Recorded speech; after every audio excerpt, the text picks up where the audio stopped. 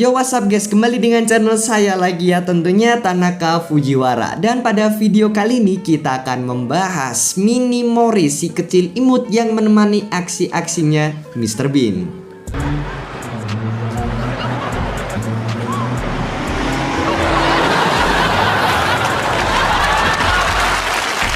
Tahukah kalian, mobil ini tuh awalnya diciptain karena ada krisis minyak besar-besaran. Tapi hey, mobil ini tuh populer banget dan terkenal banget karena adanya series Mr. Bean. Emang sih, Mini Morris sama Mr. Bean itu udah gak bisa dipisahkan. Gila, sampai-sampai di animasi Mr. Bean-nya aja, Mini Morris ini masih menemani dengan warna hijau lime dan cup berwarna hitamnya ini emang ikonik banget di acara Mr. Bean. Apalagi mobil ini nggak cuma muncul di acara Mr. Bean dan sempat muncul juga di film-film kayak James Bond dan Italian Jobs tahu. Dan ya, tapi yang lebih penting adalah, apakah kalian tahu asal usul mobil imut ini? Ya nggak afdol juga dong kalau kita nggak ngebahas asal usul mobil ini, coy. Kembali sebagai alat akibat dari krisis Suez. Selama dalam upaya memberi tenaga secara optimal, mesin seri A BMC versi 848cc-nya ini direkayasa ulang yang dipasang secara melintang. Ada nih namanya subframe-nya itu terpisah menggantikan frame one piece. Bukan anime, emang frame one piece tradisional, dan bodinya itu unibody dilas menjadi satu. Ban sama velgnya itu mungil berdiameter 10 inci doang. Ya emang sih Mini Morris kecil. Dan dikembangkan buat meningkatkan Cooper mendatangi Sir Alex dan kepala BMC buat meminta izin dalam pengembangan performa Mini versi Cooper, yakni mesin 977cc yang lebih gede tentunya, trans axle dan rem cakram depan yang lebih baik. Versi high performance buatan John ini tuh terbukti membutuhkan sistem pengereman yang lebih mumpuni lantaran output tenaga itu melejit dari 37 horsepower menjadi 55 horsepower. Ya, melejit sekitar 48% lah. Nah, berkat hasil tangan dinginnya ini, Mini versi Cooper ini menjadi salah satu pembunuh raksasa terbesar sepanjang masa. Ya, boleh dibilang Mini itu punya keunikan dalam melampaui batas kelas sosial dan pendapatan. Bahkan ya, versi Cooper ini sekalipun relatif terjangkau. Buktinya, mobil ini itu dimiliki hampir semua kalangan termasuk selebriti dan sosialita. Nah, menjadi mobil staf resmi London pada tahun 1960, tak terkecuali dimiliki sama Twiggy, seorang model buat BMC yang populer tahun 1960-an. Dan termasuk anggota dari band Yardbirds, Rolling Stone, The Beatles, Peter Sellers, sama pasangan Lord Snowdon dan Princess Margaret. Lantas, BMC ini tuh cepet-cepet menghadirkan sejumlah varian, di antara lain kayak van panel, terus station wagon atau countryman ini sama trim kayunya, pickup, dan moke.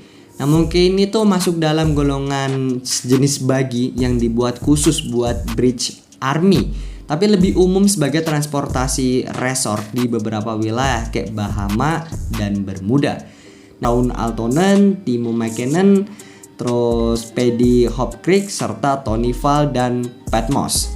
Sepanjang perjalanannya, Mini bertahan dengan beberapa induk perusahaan, dari BMC beralih ke British Leyland, kemudian ke Rover Group. Tapi ya bagaimanapun Mini klasik tetap terlihat menawan dan pesonanya yang gak pernah lekang sama zaman. Hari itu pun tiba pada Oktober tahun 2000 ketika produksi Mini telah berakhir dari pabrik di Longbridge. Ya, MK7 menjadi model Mini klasik terakhir dari total 5.387.862 unit yang diproduksi dan dijual di seluruh dunia. Kembali ke tahun 1994, automaker Jerman yang bernama BMW membekali sebagian aset Mini, dan tentu aja Mini hidup dengan interpretasi modern dari konsep aslinya.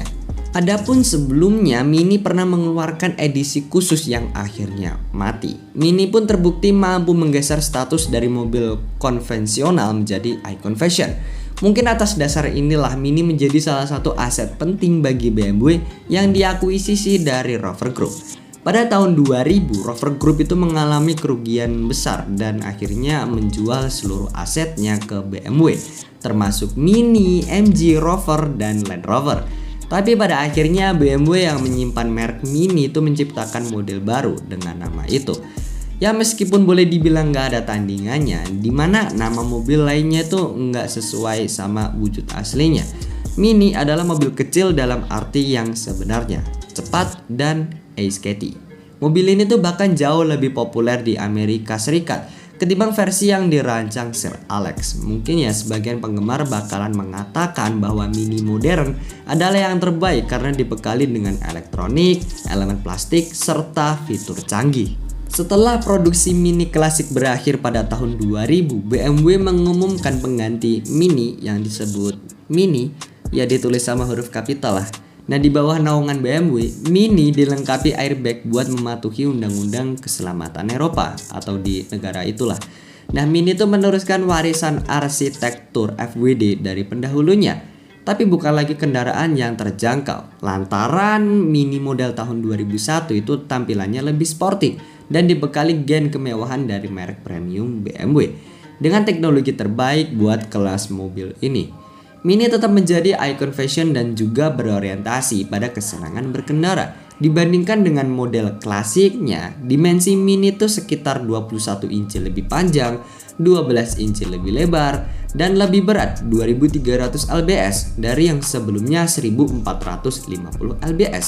Keberhasilan pasar ini membuktikan bahwa mobil model baru ini mulai abad ke-21 mengutamakan kenyamanan dan keamanan karena lingkungan berkendara yang semakin keras. Emang ya, nggak bisa dipungkiri bahwa salah satu elemen yang paling istimewa dari popularitas Mini klasik adalah spirit yang melampaui batas kelas sosial. Mulai dari para hipster, mods, bintang rock, dan keluarga bangsawan sampai pebalap rally, Mini is about fun and freedom. Oh ya, terima kasih yang udah nonton. Ya mungkin segitu aja sih. Terima kasih yang udah nonton. Jangan lupa like, komen, dan subscribe sebanyak-banyaknya agar channel ini tambah berkembang. Terima kasih dan selamat bertemu di konten selanjutnya.